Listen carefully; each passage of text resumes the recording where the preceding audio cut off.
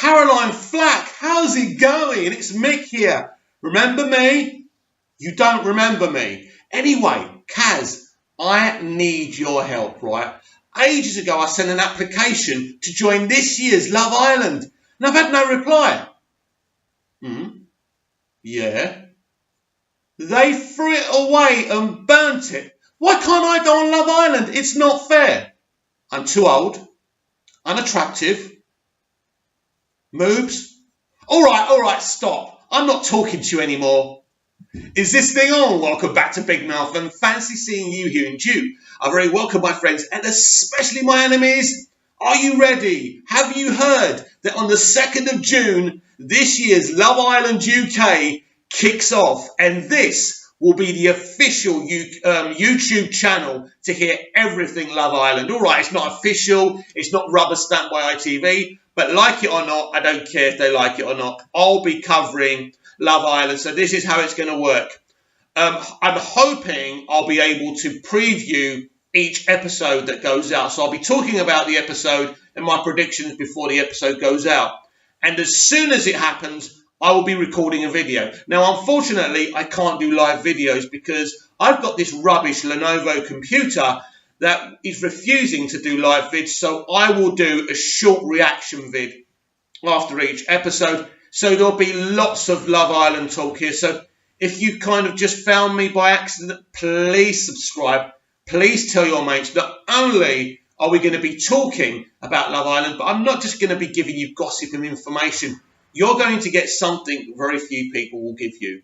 Opinion. I will tell you if I like someone or not, if I think they should be a couple, if they're taking the piss, if I hate their guts, if I love them to bits, if I've ever met them before, because there's quite a few people who have gone into this show before that I actually know from the real world, which is absolutely awesome. So basically, I'm hoping we get a Love Island as good as last year, because I thought it was absolutely fantastic.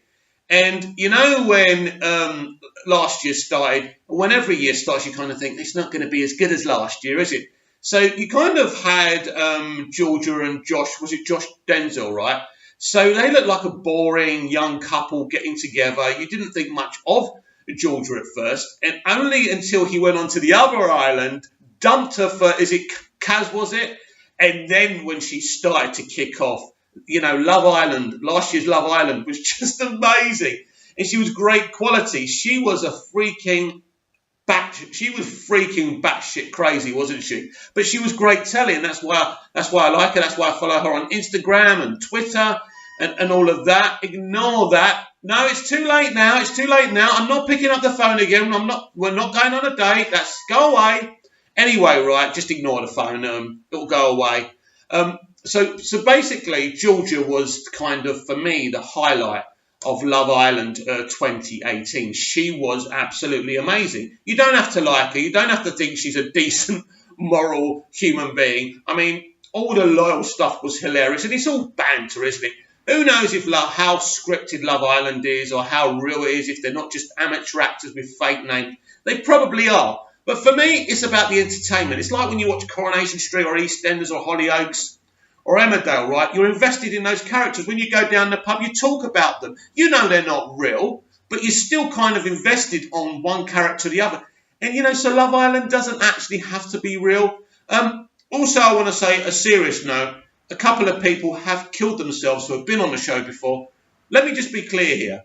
I did know both those people. I liked both of those people. I was absolutely devastated by their loss.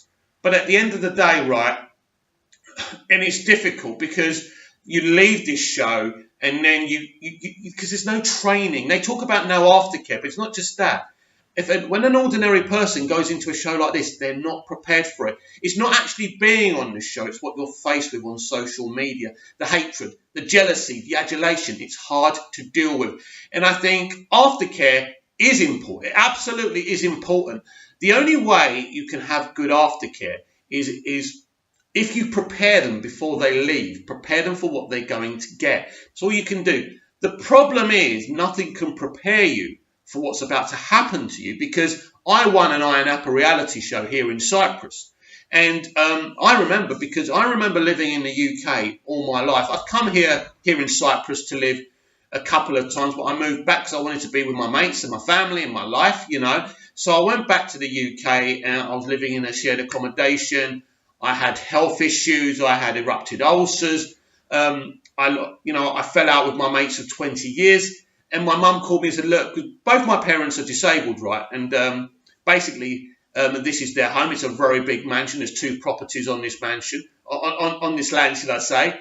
And so I left for Cyprus for good. I've been here for 6 years, but I had nothing. I was suffering with depression. My friends weren't talking to me in the UK. It was a really hard time. So what happened was one night I was getting pissed and in Ayia Napa, actually, and this lady said to me, look, we're doing this reality show. I actually know who you are. And I said, what, you stalking me or something? She goes, well, kind of. I've seen your social media, and it's really entertaining. You're a really funny guy, and you're a really interesting guy, and we want you to be involved with this reality show. And then so I got involved with the reality show. I couldn't believe I knew, look, this is only Cyprus. It was literally a very amateur reality show. It wasn't a big deal. It's not Big Brother. It's not Love Island. Let's be clear about that. But I got on there and people started to like me. And in the end, I won. It was a very trying time, to be honest about myself and who I was and what happened to me in my past. But it was a very therapeutic time. And when I came out, I'll be honest with you, the social media aspect can be very, very toxic.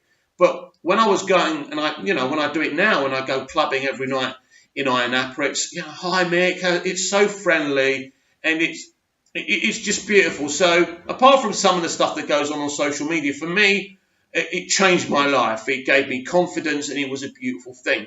But it is an aspect that, it is difficult because we're talking about a high profile TV show. Everybody knows you. Everybody's talking about you. Everyone thinks they know how you should conduct yourself. It's really, really difficult.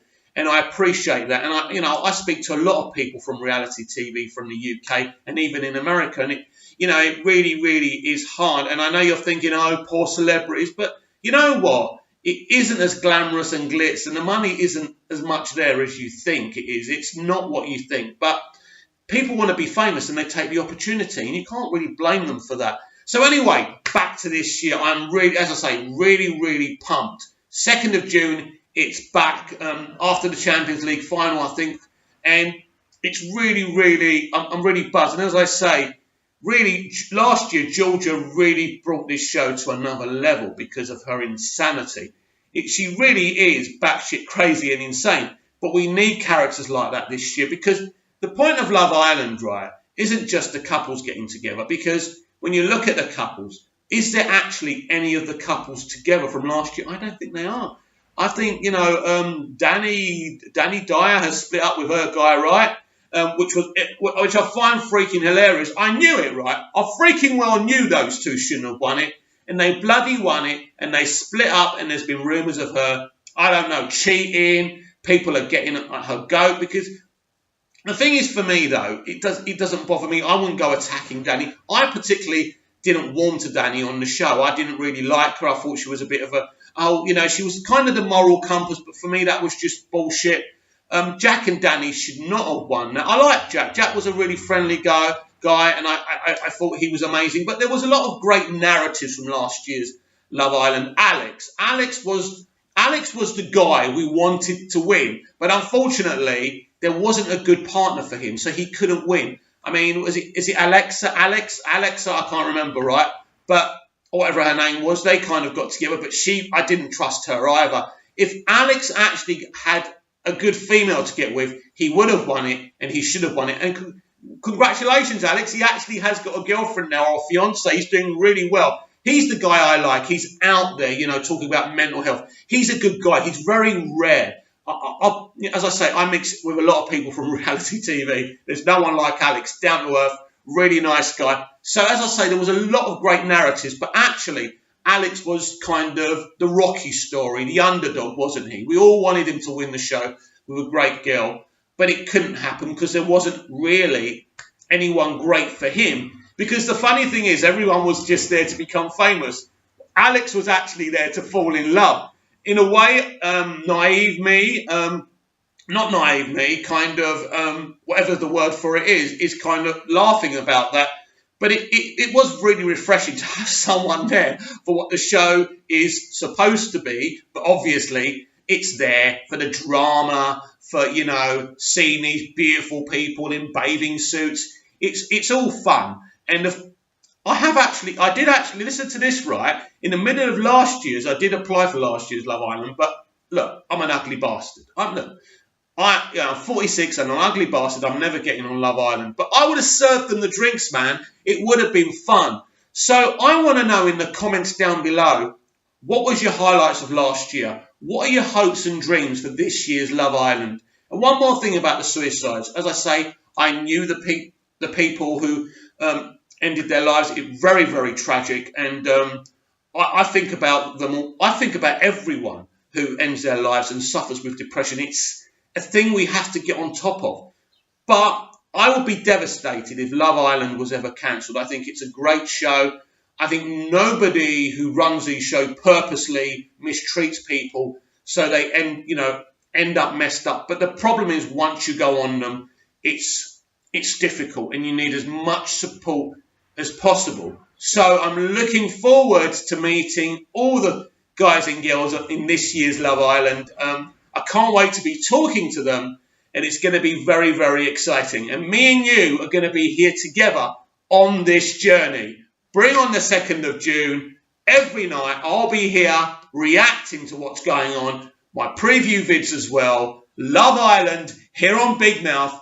Like, share and subscribe now, because basically it's all about Love Island on this channel. There'll be some other videos, but I'm really excited about Love Island. So please join me. Let's be friends. Let's chat Love Island. And I will see you soon. We're talking Love Island all throughout the summer. See you then. Goodbye from me here in Cyprus. I think I'm going to take a swim in my pool.